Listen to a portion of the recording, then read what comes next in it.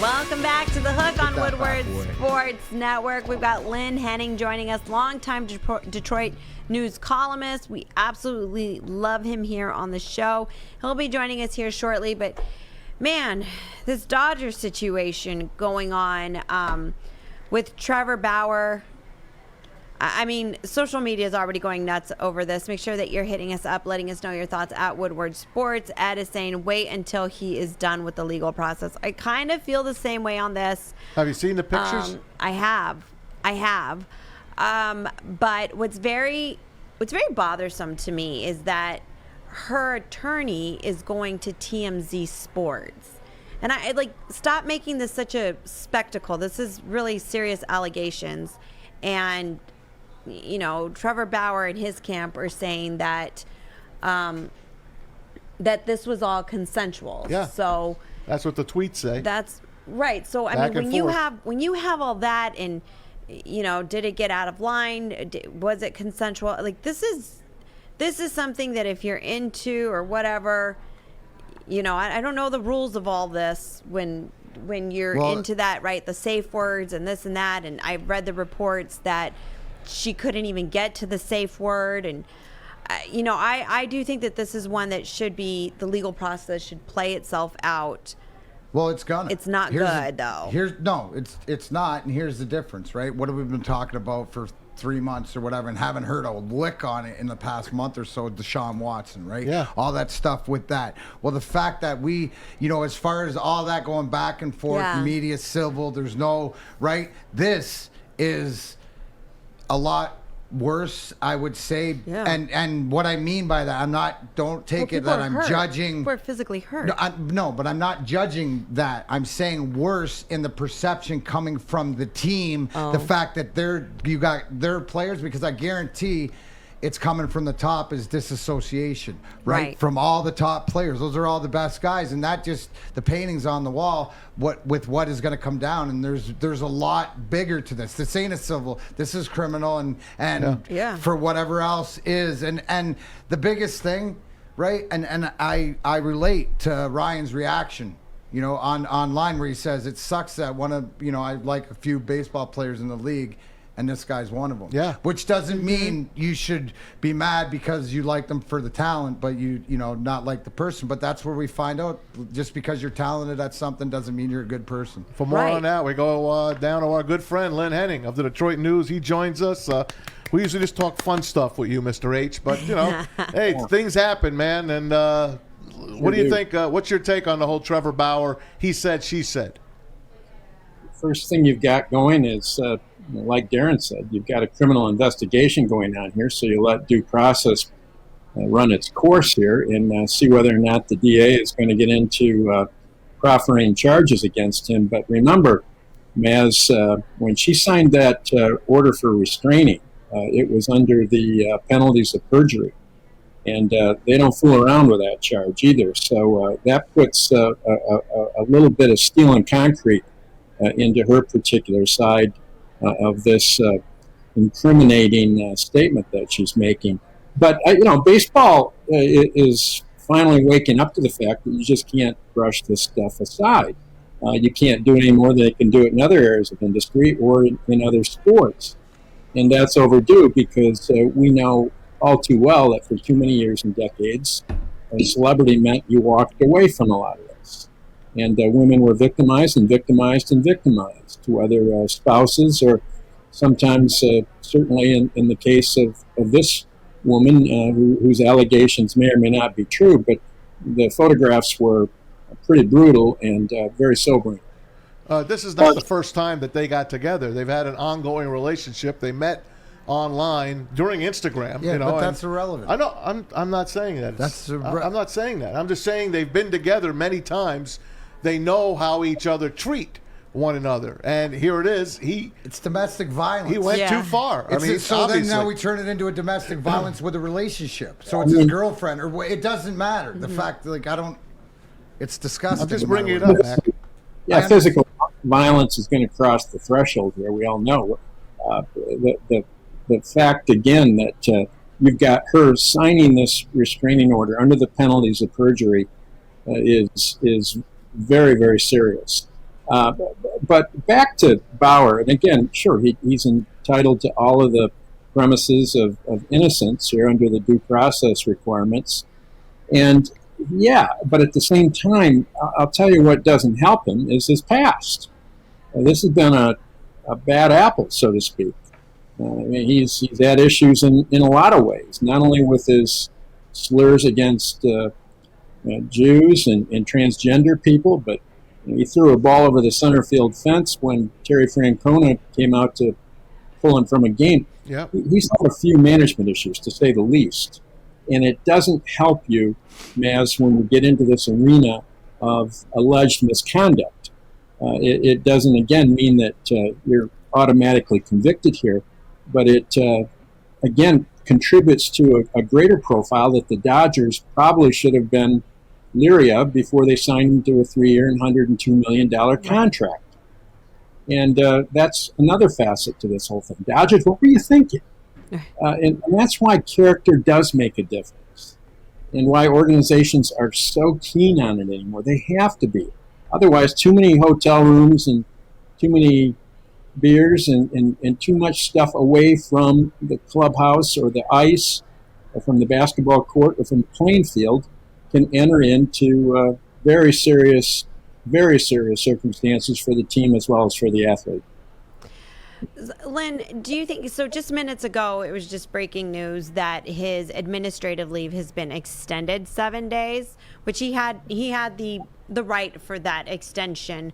Do you think that the league is right in continuing to pay him at this time? Sure, they can pay him, but Pilar, he's going to have a big problem here in getting back. Right. And you're seeing that now with Mickey Callaway and all the various ongoing investigations into people who've been accused of this, whether it was the Mets GM or again, as it's come about here in any number of circumstances lately. The MLB tends to drag on this, for sure, no doubt about it.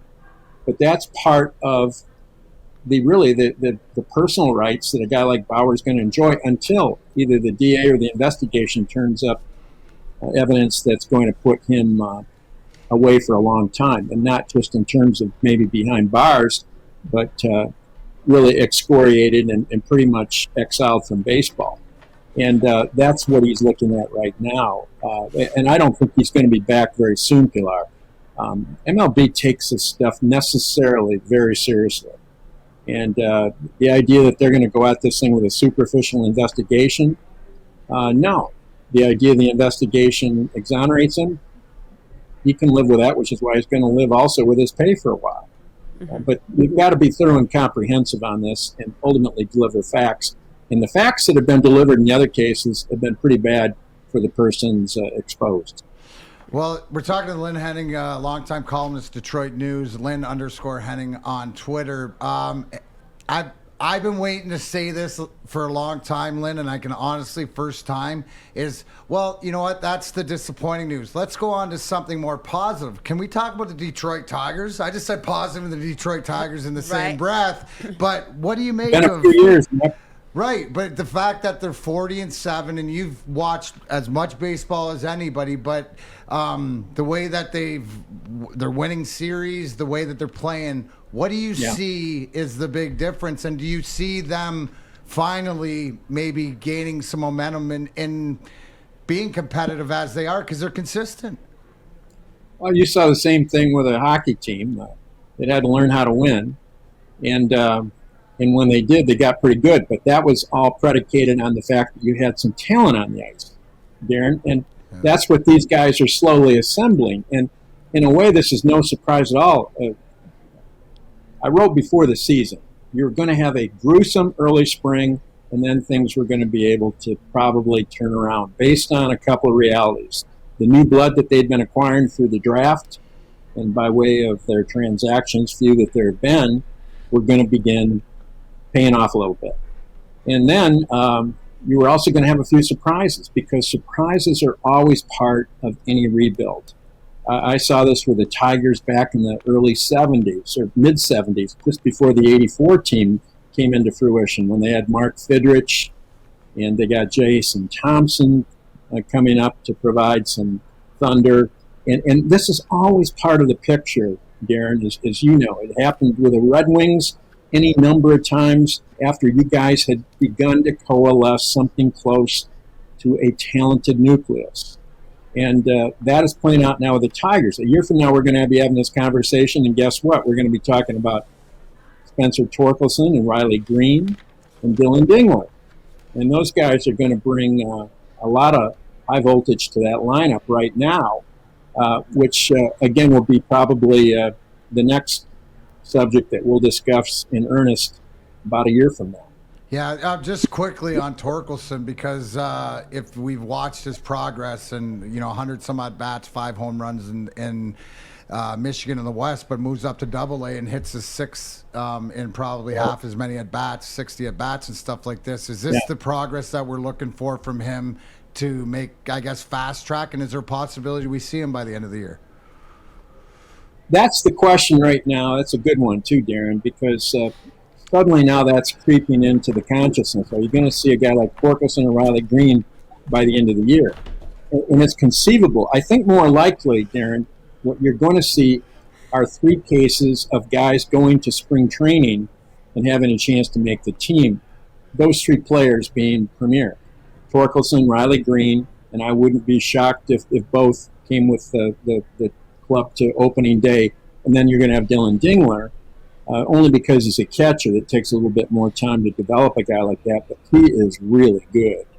And so we've got 3 members of a 9-person batting order right now, Darren, that are approaching fruition. And that's fast track. Remember, Torkelson and Dingler weren't drafted until a year ago, Riley Green 2 years ago. But that's how fast anymore good talent can arrive, even in Major League Baseball, and they've got 3 good talents there. Well, you start talking Dingler, and then I get excited because he's a catcher, and I like those catchers. And if not anything, it gives you with what, Eric Haas and Jake Rogers have provided, it gives you options. So I better not hog the interview. Matt's going to be mad. He's already mad that you said good question for me. Yeah, you should have seen him. Should have seen him celebrate when you said good question. Go ahead, Thomas, as you're going on vacation tomorrow. Sunday is a big day here for the Tigers. They're number 3 on the clock. Should be number 1 on the clock. Who are they going to be picking on Sunday, Mr. H? They've been juggling a couple of names. Of course, the guy that they really want is Marcelo Meyer, the kid out of San Diego, prep shortstop, and really good. I went out and saw him a few weeks back just to get to know him and to see him play, and he's the real deal. But they're probably going to see the Pirates take him first overall. Then I suspect the Rangers are going to take Jack Leiter out of Villanova, or Vanderbilt, rather. He's the ace pitcher for them, of course, that you're familiar with, Al Leiter's son. And then third, they've had a couple of balls they've been juggling here, and that would be Brady House, the shortstop out of a high school northeast of Atlanta, who's really good. And then Jackson Jobe, who's as good a high school pitcher as you're probably going to see. And yet that comes with that caveat that beware prep pitchers, because of all the reasons we know historically, they can end up really blowing up, whether physically or whatever happens, that they lose their fastball they had at their senior year, that kind of thing. They're notorious for coming apart. And the Tigers are aware of this. They've got their analytics staff involved. But I think, Maz, after this week, with all of the meetings down in Lakeland, all the scouts, all of the analytics people, all the video, all the doctors, I wouldn't be surprised if Brady House has surpassed Jackson Jobe on the priority list. I hope to know more in the next 24 to 48 hours. And yet I think right now those are the 2 guys that you're looking at. Gregory Soto got the nab. He's going to the All-Star game for the Tigers. He's been looking great. Kyle Funkhauser has thrown, let's see, how many innings now? 11 straight scoreless innings for him since June 20th. He's looking good. They're starting, Joe Jimenez is starting to look good again. Yeah, how about it? Unbelievable. Well, part of it is there is something to work with there.